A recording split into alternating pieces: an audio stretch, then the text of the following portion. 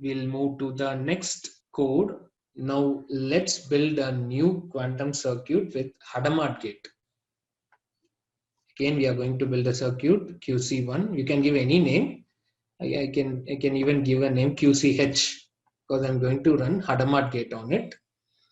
The first line says quantum circuit with one quantum bit and one classical bit. Next to that QCH, I'm going to add H gate on the 0th qubit. Earlier for NOT gate, we have added X.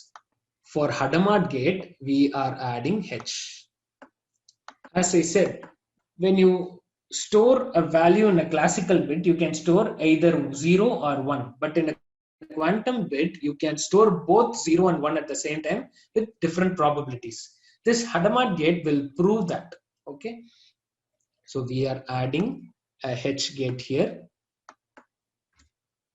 And we are going to measure the qubit value after the application of H into classical bit 0. And we are going to draw the output. When I execute this, the circuit looks like this. In the first line, I have given the name QCH, a quantum circuit with Hadamard gate. QCH dot H will add a Hadamard gate, and when I measure the Hadamard gate, I will measure the 0th qubit to the 0th classical bit, and I'm drawing the output here. Now I'm going to execute this. Again, make sure that the quantum circuit name is changed here. QCH. The same AER.getBackend quasum simulator .result.getCounts, and I will be plotting the values. Earlier, you had a 0 in your quantum bit. You had a 0 here with one probability. Now, after application of the Hadamard gate, you are going to see the magic. Can you see? The probability of 0 is 0.5. The probability of 1 is approximately 0.5. So the Hadamard gate has changed the probabilities of the value. It is a single qubit, but the single qubit can have two numbers inside it at the same time. It's like in one box, I can fit only one ball. But quantum qubit is a box which can have two different balls at the same time, but the space is same. This is very counterintuitive. You cannot imagine this. This character is called quantum superposition. So let's apply a Hadamard gate. In classical, we call it as an XOR gate. And the value is 0 and 0, the output is 0. Okay. So we are going to build a quantum circuit with 2 qubits. That's why I've given the name QC2, which will have 2 qubits and 2 classical bits. As we earlier saw, X stands for NOT gate and H stands for Hadamard gate. Now we have a CNOT gate. CX stands for the CNOT gate.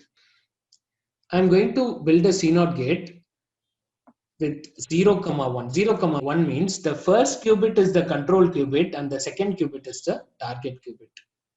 Let me show you how it looks like. Then I will explain you. When I build this gate, it looks like this. The first qubit is the control qubit. Second is the target qubit. If I make this as 1, 0, you will see the plus above.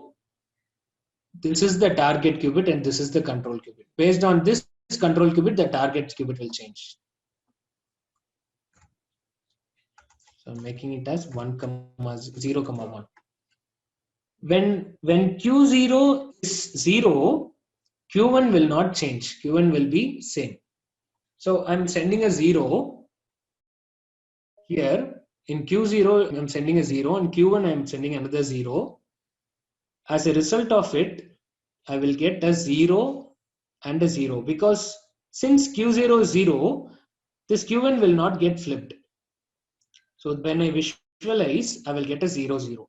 Here I'm measuring the 0th qubit to 0th classical bit. That's why this measure goes like this. This is called the measure gate. and then I'm measuring the first qubit to the classical bit 1. When I visualize, I'll get a 0 and a 0.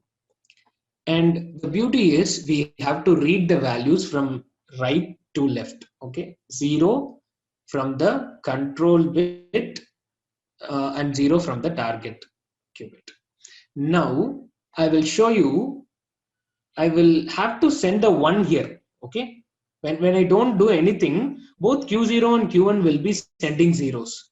I will have to send a 1 here. To send a 1 here, I'm going to add a NOT gate in front of that. So QC2.x, this will add a NOT gate. So now what happens is I will send a 1 here. So as a result of 1, if I see a 1 in the C0 gate, this target qubit which is having 0 will be flipped. So the output which I'm going to see now is, this is 1, this is 0, the 0 will be flipped. So the result, earlier it was 0, 0, now the result is going to be 1 and a 1. Can you see a 1, 1 here? So we have tested 0, 0, the output is 0. We have tested 1, 0, the output is 1 and 1. If you want to check, what if I send a 1 and a 1? QC2.x of 1. So I'm sending a 1 to the first and I'm sending a 1 to the second.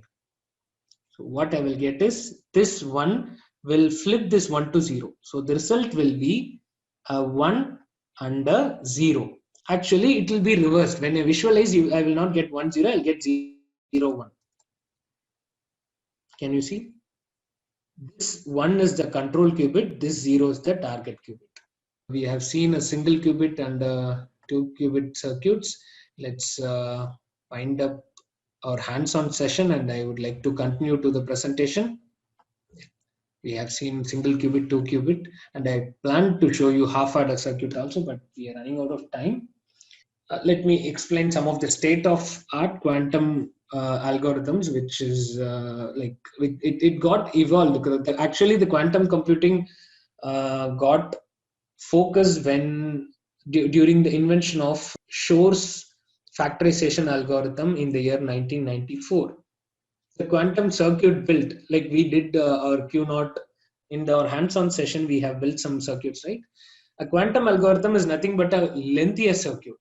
Okay, a Shor's algorithm was capable of factoring prime factors, which help people to break the encryption. Like this led to new field of research called post-quantum cryptography, which is actively in like a lot of research are working in post-quantum cryptography now.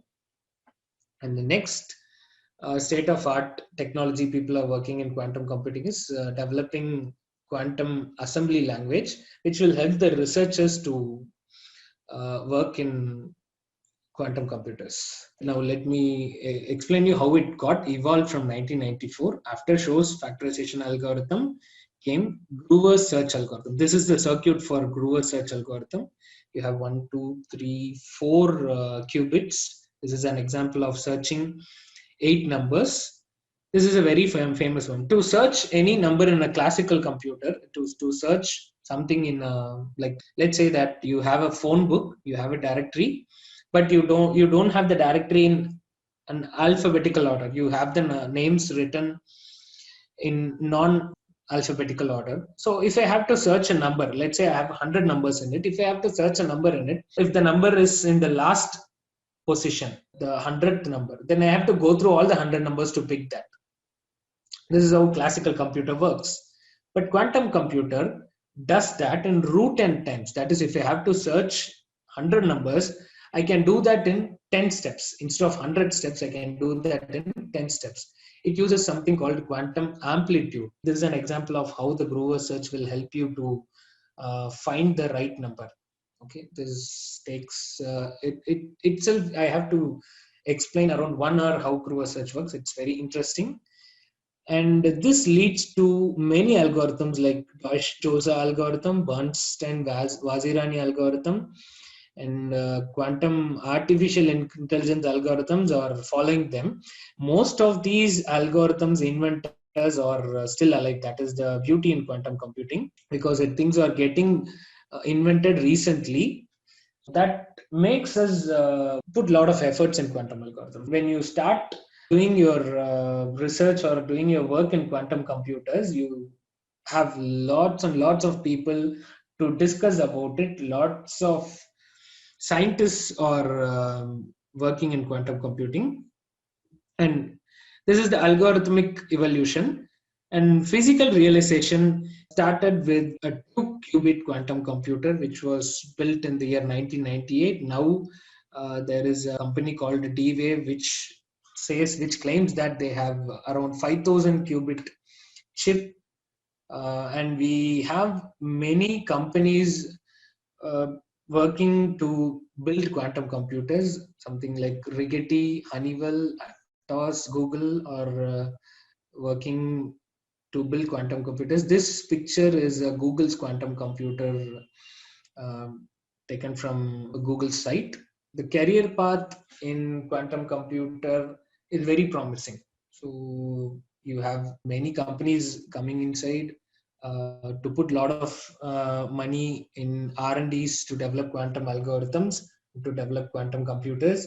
I worked in one of these companies, and now I'm working in a university as a professor, and still I'm pursuing my research in quantum computer. And you can work in academics teaching quantum computer. You can become an independent quantum researcher or a freelancer. You will have a lot of opportunities in the future. The next 50 years, quantum computer is going to rule the computer science field.